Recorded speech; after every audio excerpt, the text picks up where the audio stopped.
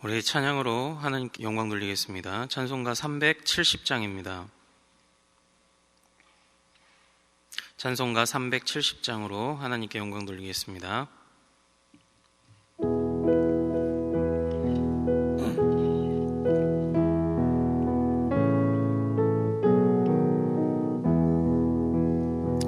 주 안에 있는 나에게 단 근심이 있으랴. 십자가 밑에 나가 내 짐을 풀었네. 주님을 찬송하면서 할렐루야 할렐루야.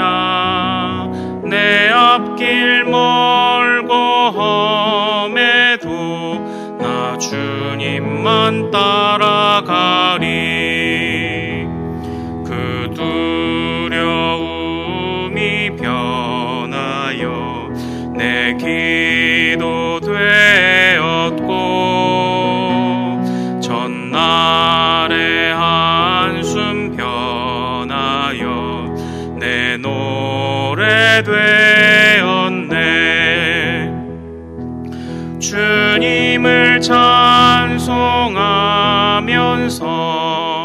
할렐루야 할렐루야. 내 앞길 멀고 험해도 나 주님만 따라가리. 내 주는 자비하셔서 영구 함께 계시고 내 궁핍함을 아시고 늘 채워주시네.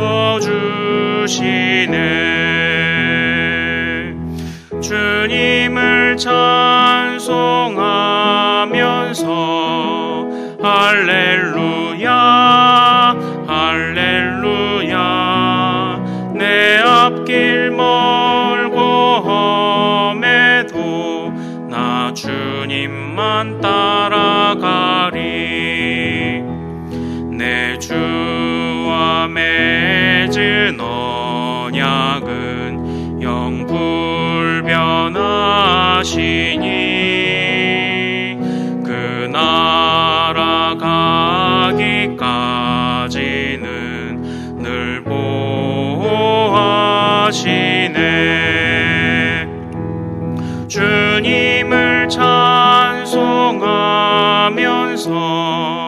할렐루야 할렐루야. 내 앞길 멀고 험해도 나 주님만 따라가. 주님을 찬송하면서 주님을 찬송하면서 할렐루야 할렐루야. 내 앞길 멀고 험해도 나 주님만 따라가리. 아멘. 우리 같이 기도하겠습니다. 고마우신 아버지 하나님, 우리 앞길이 아무리 멀고 험해도 주님만 따라가겠다 고백했던 이 찬양의 가사가 실제 우리의 삶의 것이 될 수 있도록 하나님 인도하여 주시옵소서. 십자가를 지는 것은 고생길이라고 많은 사람들이 이야기하고 우리도 그것을 부인할 수 없으나, 그러나 주님과 동행하기에 그 길을 걸어갈 수 있고 주님과 동행하기에 넉넉히 그 일을 감당할 수 있음을 우리가 믿음으로 고백하게 하옵소서. 그러나 주님께서 고생으로 끝나지 않게 하시고 영광의 길이라는 것을 우리로 알게 하셨으며 예수 그리스도의 부활을 통하여 확실한 증거를 우리에게 주셨음을 항상 기억하고, 부활의 증인되었던 사도 바울과 같이, 부활의 증인되었던 우리 믿음의 조상들과 같이 우리도 그 부활의 증인으로 살아갈 수 있도록 주 아버지 하나님 인도하여 주시옵소서. 확실한 증거를 우리에게 주셨사오니 우리가 그것을 항상 잃지 않게 하시고, 주님이 부활로 보여주신 그 빛을 따라 항상 걸어가는 우리들 되도록 인도하여 주시옵소서. 주님이 부활하였기에 우리의 삶이 고난으로 끝나지 않음을 기억하게 하시고, 주님이 부활하셨기에 우리 십자가를 지고 걸어가야 하는 것을 잊지 않게 하시고, 주님이 부활하셨기에 장차 우리의 부활도 약속된 것임을 의지하며, 주께서 우리에게 이 세상 사명을 다 감당하게 하신 이후에 우리에게 장차 주실 면류관이 있음을 항상 기억하며, 그것이 힘이 되어 항상 주님께로 달려가는 우리가 되도록 주여 인도하여 주시옵소서. 이 시간 또 말씀 앞에 엎드립니다. 말씀을 통하여 우리를 깨우시고, 또한 그 말씀의 지혜와 지식을 통하여 우리가 항상 새롭게 살아가는 결단으로 나아가도록 주여 인도하여 주시옵소서. 감사하며 우리 주 예수 그리스도 이름으로 기도하옵나이다. 아멘. 네, 오늘 주신 하나님의 말씀은 사도행전 26장 4절에서 12절까지의 말씀입니다. 사도행전 26장 4절에서 12절까지의 말씀입니다.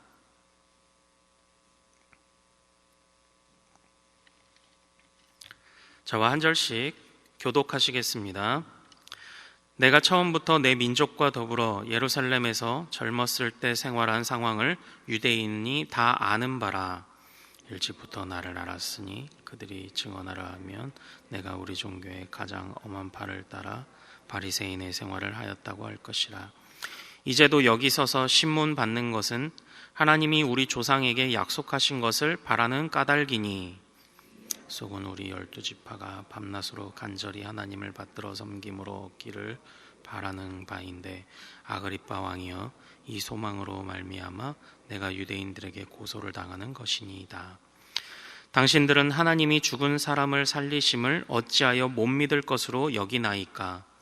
나도 나사렛 예수의 이름을 대적하여 많은 일을 행하여 될 줄 스스로 생각하고, 예루살렘에서 이런 일을 행하여 대제사장들에게서 권한을 받아가지고 많은 성도를 옥에 가두며 또 죽일 때에 내가 찬성 투표를 하였고, 모든 회당에서 여러 번 영벌하여 강제로 모독하는 말을 하게 하고 그들에 대하여 심히 격분하여 외국 성에까지 가서 박해하였고, 같이요 그 일로 대제사장들의 권한과 위임을 받고 다메섹으로 갔나이다.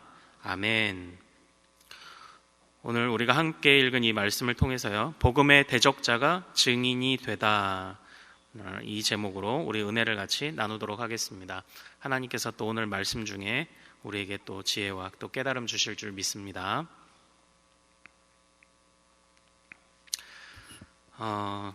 한 배가 바다를 항해하고 있었습니다. 그러는 중에 그 배는 거센 풍랑을 만났습니다.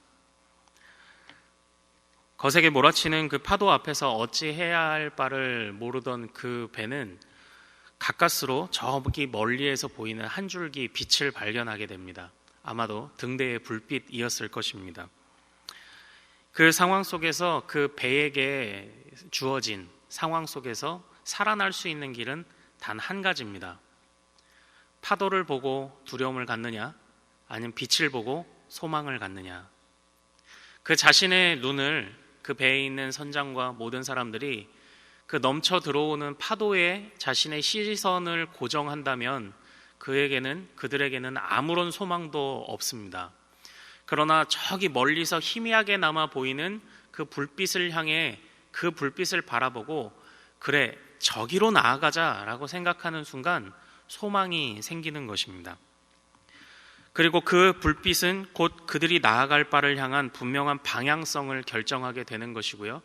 사실 거센 파도가 몰아칠 때 그 안에서 우리 배가 끝까지 이 길을 가지 못하면 어떡하지?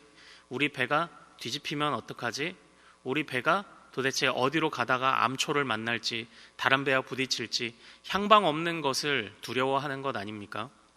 그러나 불빛을 보는 순간 방향을 깨닫게 되면 거기서부터 길이 생기는 것이 아닐까요?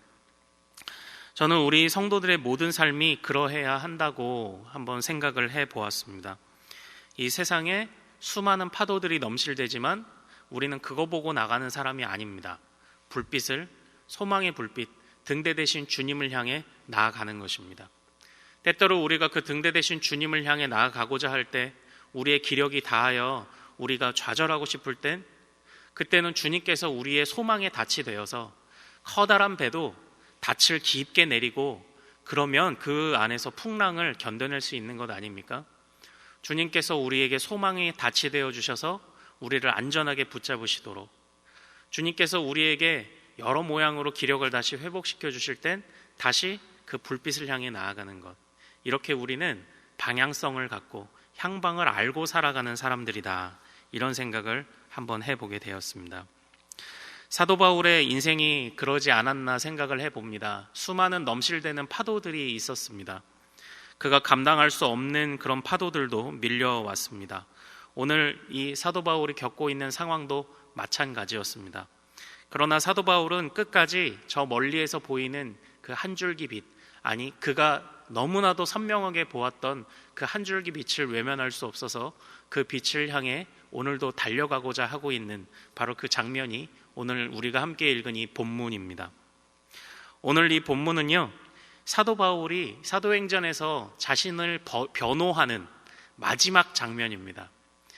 사실 오늘 말씀이 성경에, 이제 오늘 말씀을 읽어보면 이제 요즘 성경에 보면 제목도 달려있고 그와 비슷한 성경 구절들도 막 있잖아요. 제가 가진 성경으로는 9장에서도 그 사도 바울의 이런 변호가 등장하고 22장에서도 이런 변호가 등장한다고 이렇게 소개를 하고 있습니다. 사도 바울은 사도행전 안에서 그가 다메섹에서 주님을 체험한 이후에 많은 상황에 처했고 그곳에서 자신을 변호하는 그런 상황을 맞이했고, 그때의 말씀과 오늘의 말씀을 비교해보면 크게 대동소이한 자신만의 일관된 방향으로 이 자신을 또 변호하고 있는 것이 오늘의 본문입니다. 사도 바울의 마지막 변호니까 그래도 의미가 있겠죠. 그런데 오늘 이 본문은요, 사실은 변호라기보다는 일종의 청문회와 같다고 볼 수가 있습니다. 왜냐하면 앞전에서 이미 우리는 잘 알고 있지 않습니까? 앞전에서 이 베스도가 아그리빠를 만났을 때 이렇게 얘기하는 부분이 있었습니다. 내가 이 사람에 대해서 이야기를 들어봤는데 사실 그에게 어떤 혐의점도 발견할 수 없었다.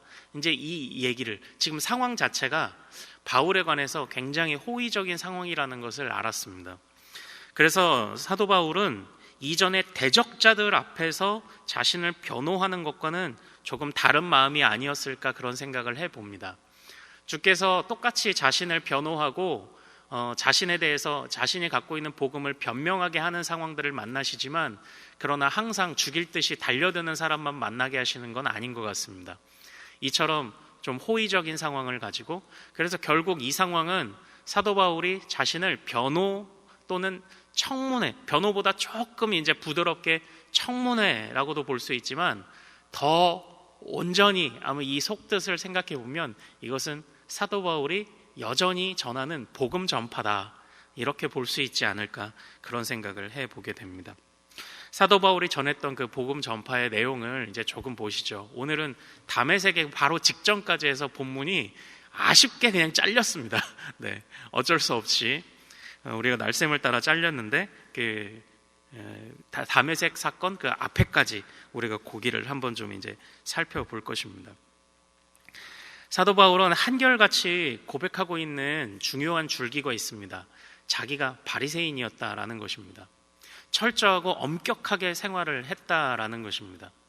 그러나 자신이 철저하고 엄격하게 생활을 했는데 그것이 소위 말하는 여느 바리새인과 같지 않았다고 사도 바울은 이야기를 합니다.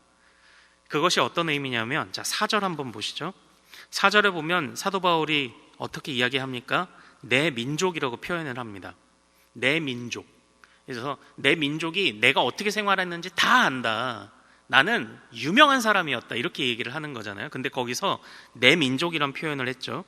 그리고 5절을 한번 보십시오. 5절 중반부에 보면 내가 우리 종교에, 우리라는 표현을 사용하지 않았습니까? 우리 종교의 내 민족, 우리 종교. 그리고 6절의 중반 한번 보십시오. 우리라는 표현이 또 등장하죠. 우리 조상이 약속하며 믿어온 것을 따라, 이렇게 되어 있습니다. 지금 사도 바울이 말하는 자신의 이전의 모습, 자신이 가지고 있는 이 신앙이라는 것이 어떤 것인지를 설명해 주고 있지 않습니까?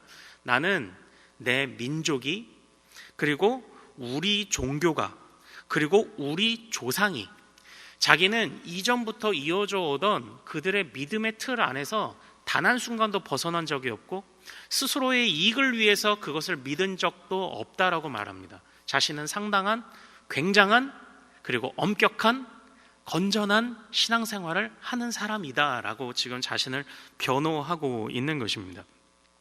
우리 종교라고 표현하고 내 민족이라고 표현하며 우리 조상이라고 표현하며 나는 여전히 그들 안에 있습니다.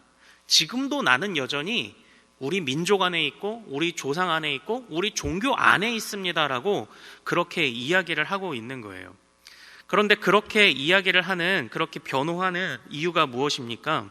그 앞전에 보면 그 유대인의 변호사인 더둘로라는 사람이 사도 바울을 가리켜 그에게 죄명을 어떻게 선고를 했냐면 사도행전 24장 5절에 우리가 보니 이 사람은 전염병 같은 자다 이렇게 얘기를 하잖아요. 그리고 천하에 흩어진 유대인을 다 소요하게 하는 자요 나사렛 이단의 우두머리라 이렇게 이야기를 했어요. 나사렛파 이단이다라고 이렇게 이야기를 했습니다. 이 본문에 드러나진 않지만 나사렛파라는 그런 그 파라는 그 표현을 사용해서 더둘로가 사도 바울의 죄를 지적하는 장면이 있었습니다. 그런데 지금 사도 바울은 한결같이 이야기하는 것이 무엇입니까? 나는 나사렛파 이단이 아니다. 나는 여전히 우리 민족 안에 있고 나는 여전히 우리 종교 안에 있다. 그것은 무엇을 이야기합니까? 내가 믿는, 내가 따르는 이 그리스도를 따르는 것은 유대교, 우리가 믿었던 신앙의 완성이다라고 지금 이것을 계속 이야기를 하고 있는 것입니다. 5절에 보면 또 재밌는 표현을 쓰죠. 이전에는 나사렛파 이단이 아니냐 그랬더니 5절에 보면 내가 가장 엄한 파를 따라서 생활했다. 즉 나는 굉장히 철저하게 따르던 사람이었다 라고 말하며 이제 그 이후에 자신들이 철저하게 신앙생활할 때 조금도 놓치지 않았던 것이 무엇인지를 이야기를 합니다. 조금도 놓치지 않았던 것이 무엇이냐? 8절입니다. 우리 8절 한번 같이 읽어볼까요? 자, 시작. 당신들은 하나님이 죽은 사람을 살리심을 어찌하여 못 믿을 것으로 여기나이까? 이것입니다. 구약에서는요 직접적으로 부활 팍 이렇게는 아니나 부활이 예언되어 있는 구절들이 많이 있습니다. 대표적으로 제가 사도행전 이사야 25장과 26장에 있는 말씀을 좀 찾아와 봤습니다.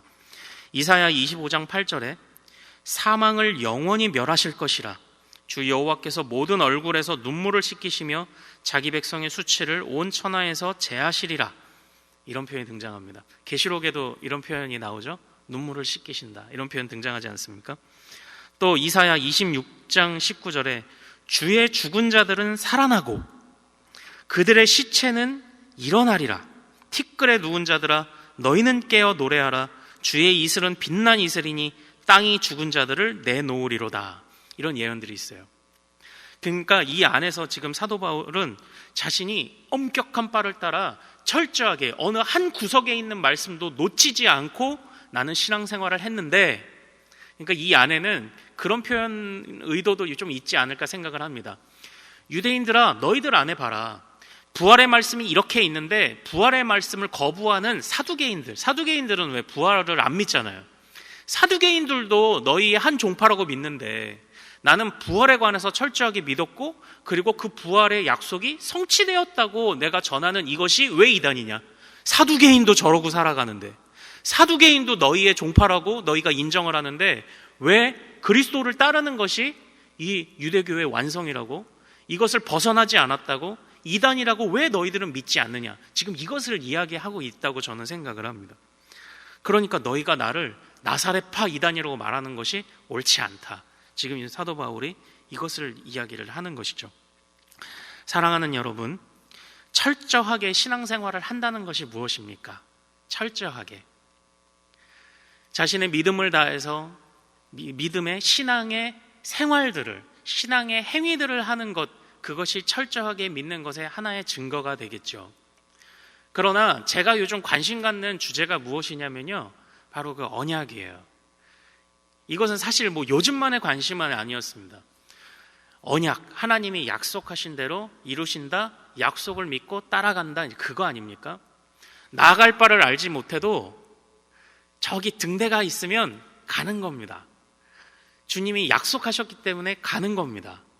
제가 요즘 굉장히 관심을 갖고 있는 그런 주제들이에요.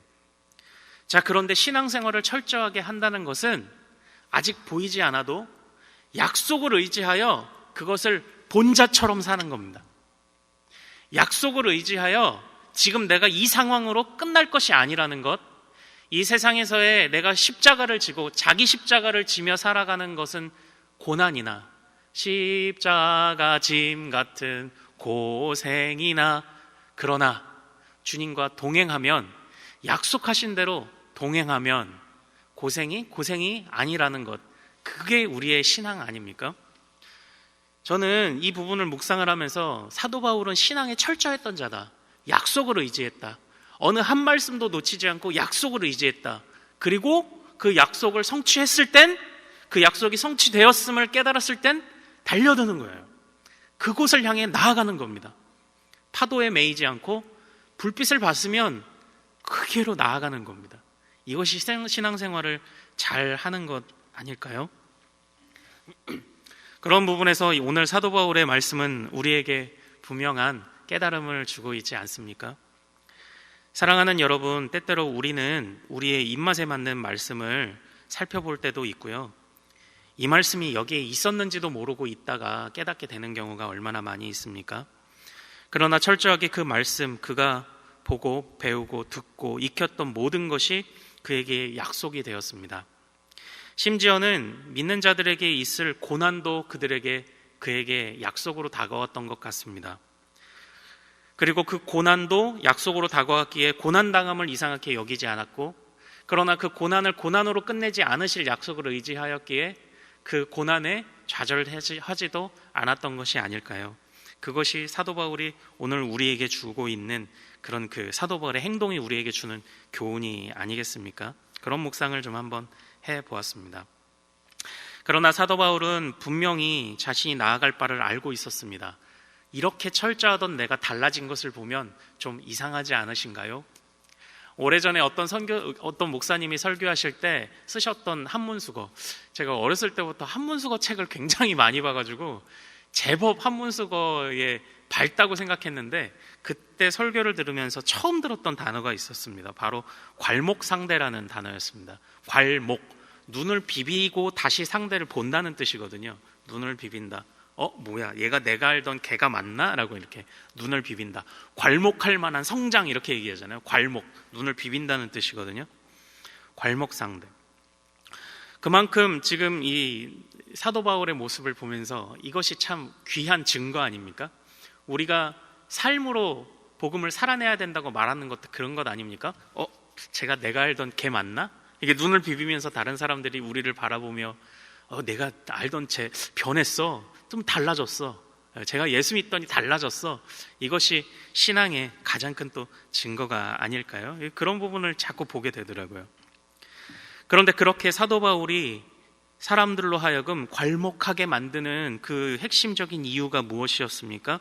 9절에 보면 내가 대적했던 나사렛 예수의 이름, 여기서 보통 나사렛 예수의 이름이라는 것은 예수라는 그 이름 자체라기보다는 이게 사도들이 전한 복음의 핵심이죠. 내가 전한 것은 오직 예수의 이름이다. 이것은 부활하신 예수님을 가리킵니다. 바로 예수님의 부활이 나에게 전환점이 되었다. 그렇게 철저했던 내가 달라진 것을 보면 무언가 있다고 여겨지지 않으십니까? 그런데 내가 왜 달라졌는지 아십니까? 내가 그렇게 핍박하고, 심지어는 내가 누가 시켜서도 아니고 스스로가 가서 대제사장들에게 권한을 받아 나사렛 예수를 전하는 자들을 핍박하는 것을 하나님을 최대한 잘 섬기기 위한 나의 열심으로 여겼던 사람인데, 신성한 사명으로 하나님을 잘 섬기기 위해선 그리스도를 따르는 자들을 핍박해야 하는 것을 나의 신성한 사명으로 알았는데, 그러나 그것은 이전의 나의 지식이었을 뿐, 새롭게 채워진 주님의 은혜와 말씀과 또한 부활을 목격한 이후에 나는 달라지지 않을 수 없었다라고 지금 이야기를 하고 있는 것 아닙니까? 적어도 이전의 지식으로는 내가 이렇게 살았으나 새롭게 깨닫는 순간 내가 달라지기를 어찌 주저할 수 있겠느냐, 지금 이렇게 얘기하고 있는 것 아닙니까? 사랑하는 여러분, 말씀이 우리의 가슴을 와서 치며 새로운 것을 깨닫게 하고 우리의 가슴을 쪼개는 모든 순간, 그 순간이 바로 변화의 전환점으로 삼으시기를 소망합니다. 말씀 앞에 서고 말씀으로 인해 달라지는 또 우리가 되어야 할 것입니다. 이제 본격적인 이야기는 이제 또 내일 담에색 이야기로부터 이렇게 또 시작이 되잖아요. 이제 오늘은 여기까지 이제 보겠습니다. 복음의 대적자가 증인이 되었습니다. 예수의 부활이 바로 그런 능력을 우리에게 일으키셨고, 또한 그 동일한 부활을 우리는 믿고 따라가는 자들입니다. 부활의 목격자가 되시기를 소망합니다. 그리고 그 부활이 또한 약속이 되어 그 약속대로 한결같이 어디를 향해요? 우리는 파도 보고 가는 사람 아닙니다. 불빛 보고 등대 보고 가는 사람들입니다. 기력이 쇠했을 땐 어떻게 해요? 주님께 기도하며 주님이 닻이 되어 우리를 잡아주시기를 기도하는 사람들, 이것이 바로 우리의 삶입니다. 이것을 항상 잊지 않으시는, 그래서 사도 바울은 대단한데 사도 바울이니까 그 삶을 살았지가 아니라 사도 바울의 삶이 우리의 삶이 되게 하옵소서, 그렇게 기도하는 또한 우리가 되어야 할 줄로 믿습니다. 우리 오늘 말씀 붙잡고 같이 기도하겠습니다. 주여, 사람들이 괄목하며 우리를 바라보도록 주여 우리 안에 변화가 나타나게 하옵소서. 이전의 지식으로는 내가 여기까지밖에 생각하지 못하였지만 그러나 새롭게 깨닫는 순간, 그 모든 순간이 변화의 순간이 되게 하옵소서. 그리고 또 주께서 고난 중에도 항상 변호하고 변명해야 되는 순간만이 아니라 이렇게 호의적인 사람들 또한 손에 만나고 손에 붙여주심을 기억하며 모든 상황 속에서 풍랑에 좌우되지 않고 흔들리지 않고 불빛 향하여 약속을 향하여 나아가는 우리가 되게 해달라고 오늘 말씀 붙잡고 잠시 같이 주여 한번 부르고 기도합니다. 주여, 거룩하신 아버지 하나님이여, 하나님 주님, 우리가 세차게 몰아오는 수많은 파도들에 매이지 않도록 아버지 하나님 인도하여 주시옵소서.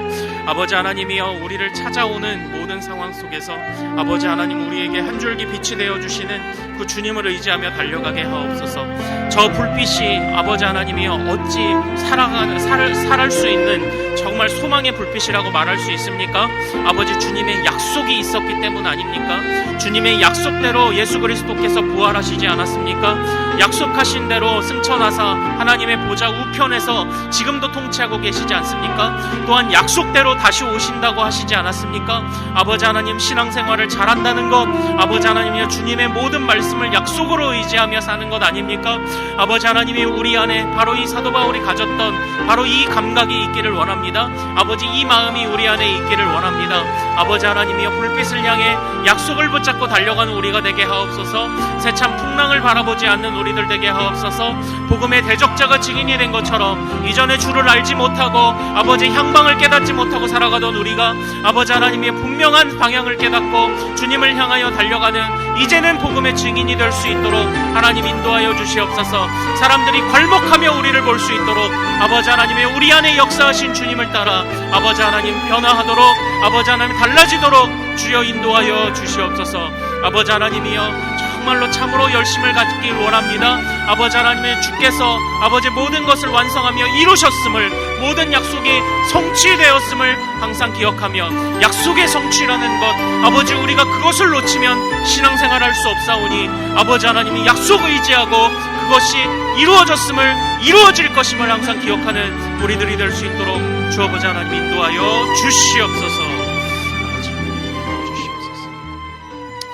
오늘은 수요일입니다. 이 시간 기도하실 때 우리 교육부서와 다음 세대를 위해 기도해 주십시오. 우리 교회 모든 교육부서들을 살려주시사 은혜 충만하게 하여 주옵소서. 교육부를 섬기시는 모든 사역자들과 교사들 위해 성령으로 기름 부어 주옵소서. 우리 자녀들을 다음 세대를 이끌어갈 하늘의 지도자들로 사용하여 주옵소서. 계속해서 담임 목사님을 위해 기도해 주시고 함께 동역하시는 장로님들과 교역자들이 사랑으로 하나 되고 온 교회가 성령으로 충만한 가운데 부흥의 역사를 이루게 해달라고 교육부서와 다음 세대를 위해 합심으로 기도하신 후에 자유롭게 기도하시면 되겠습니다. 이 시간 기도하실 때 저를 먼저 따라해 주십시오. 주여, 우리 자녀를 살려 주옵소서. 주여 우리 자녀를 살려 주옵소서. 우리 주여 이름 크게 한번 부르고 마음껏 기도합니다. 주여, 거룩하신 아버지 하나님이여, 주여 붙잡아 주옵소서. 우리 자녀들을 살려 주옵소서. 아버지 하나님, 우리 자녀들 안에 하나님께서